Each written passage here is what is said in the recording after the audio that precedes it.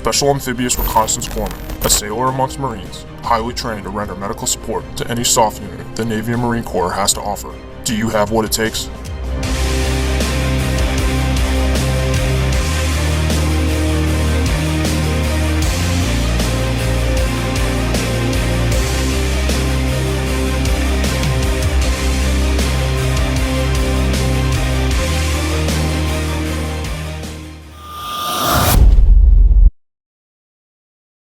SARC stands for Special Amphibious Reconnaissance Corpsman.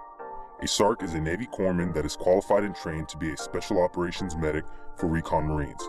However, due to the nature of their skills, they are also used in any Special Operations Forces within the Navy or Marine Corps. What's up guys, I'm Nick Naja. My voice and face are disguised so that I can teach you tips and tricks of the military. I'm here to tell you all the ways that you can get into the SARC pipeline. Before I begin, don't forget to like, comment, and subscribe, and hit that little bell thing. The SARC pipeline is a lengthy one. If you want us to do a video in depth about each specific school, pause the video and let us know in the comments section below. I'm going to just scratch the surface here. We're also leaving a link in the description to the official Navy instruction on the requirements you need in order to get into the SARC pipeline. Civilians should only pay attention to the medical requirements and PST scores, and active duty sailors should look at the rest.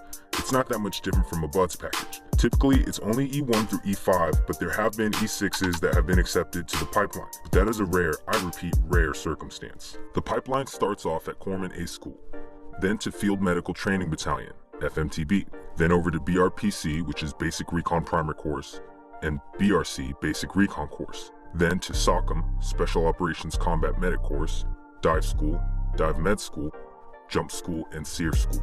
Depending on when classes start and end, you may be looking at upwards of 3 years for this pipeline.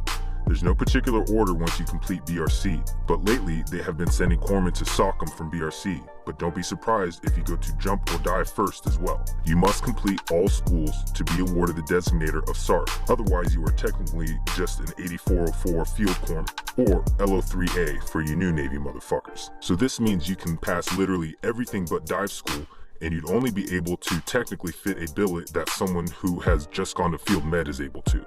We'll start off with the civilians. If you're a civilian wanting to be a SARC, you need to join the Navy. I know recruiters have a rap for being shady, but they will be your best bet in the specific information needed for you to join the Navy with a SARC contract, as this is a very new program.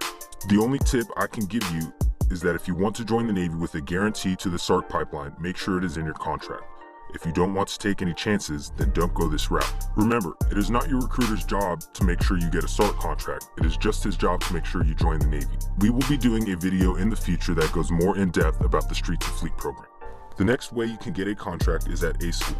Whether you're straight from boot camp, undesignated, or a cross raider, if you are physically qualified and deemed good character for a contract, it is possible but not a guarantee to get your SARC orders at A School. Every corpsman has to go through Corpsman A School regardless of what specialty you are wanting, so you can't avoid this step.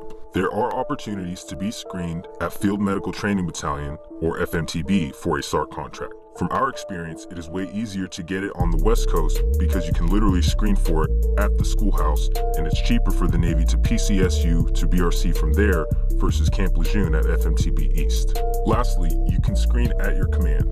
Most commands require you to be there at least 18 months, but remember, there's a waiver for everything. If you're also stationed at Camp Pendleton, it's possible to go TAD to BRC as a corpsman because you technically don't earn an NEC by going there. If you take that route, you PCS to SOCM once you finish your time at your command. Being able to pull that off would take a lot of backing from your command, and that is a huge case-by-case basis. In addition to a regular PST, one of the biggest things they screen you with over at the schoolhouse is with an RSAT, or Recon Selection Aptitude Test. We have a video on just that, so make sure to check it out. For you soldiers, Marines, and airmen out there, if you're in any other branch other than the Navy, your first step is going to be lat moving to the Navy. You have to be a sailor first before you're a SARC. This is an enlisted billet. Reservists can go to BRC. However, in our experience, it has just been Marines. There is a case-by-case basis for reservist SARC billets, and with the Streets of Fleet program being out, there is a chance that it is more readily available than in the past. A tidbit about career counselors for you fleet guys. A lot of them are trash, and SARCs are not a very well-known thing in the Navy. When they hear SARC, they either think of some sexual assault advocate that shares the same acronym in the Navy, or they think of a General Greenside corpsman. Take some time to learn about the pipeline and educate them on what it is. I know it's ironic to have to educate a Navy career counselor on what's available as a career in the Navy, but it'll save you a lot of headaches. Well, I hope that answered a lot of your questions. Again, if you'd like to see videos in the future that specifically address each individual school in the pipeline, let us know in the comment section below. Be sure to look out for part 2 of how to get into the Sarc pipeline. I'm about to go pack in a huge Yomski, so I'm a ghost. Nausea, out. All your friends are subscribing to General Discharge, and you don't even want to be here.